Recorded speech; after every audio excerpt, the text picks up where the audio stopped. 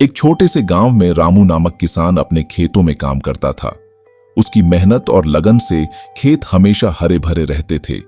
लेकिन एक दिन जब वह अपने खेत में काम कर रहा था, उसने एक बड़ा सांप देखा। सांप की चमकदार त्वचा और उसकी लंबाई ने रामू को डराने के लिए काफी थी। रामू ने सोचा, अगर यह सांप मेरे खेत में रह गया तो यह मेरी फसलें खराब कर देगा। उसने हिम्मत जुटाई और सांप को डराने के लिए एक डंडा उठाया। जैसे ही वह सांप के करीब गया, सांप ने फन उठाया और उसकी ओर बढ़ने लगा। रामू की धड़कनें तेज हो गईं। वह पीछे हटने लगा, लेकिन सांप ने उसका पीछा किया। रामू ने सोचा कि उसे किसी तरह सांप को दूर करना होगा। वह दौड़कर अपने गांव गया और वहां के लोगों से मदद मांगी। गांव वाले सांप की कहानी सुनकर डर गए, लेकिन उनमें से एक बूढ़ा आदमी, जिसे सब बाबा कहते थे, ने कहा, इस सांप को मारना सही नहीं है।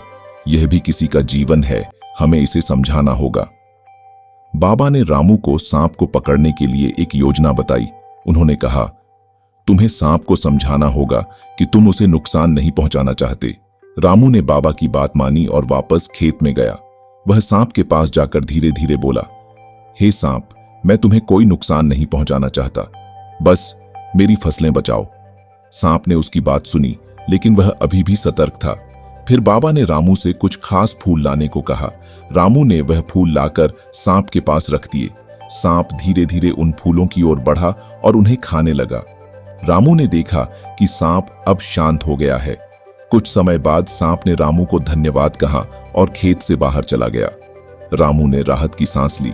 उसने समझा कि कभी कभी डर का सामना करना जरूरी होता है, लेकिन समझदारी और सहानुभूति से समस्या का समाधान किया जा सकता है। उस दिन के बाद रामू ने सांप को कभी नहीं देखा, लेकिन उसने यह सीख लिया कि हर जीव का जीवन महत्वपूर्ण होता है। उसने अपने खेत की देखभाल पहले से ज्यादा अच्छे से की और गांव वालों ने भी उसकी सराहना की। सांप और किसान की यह अनोखी कहानी गांव में एक प्रेरणा बन गई।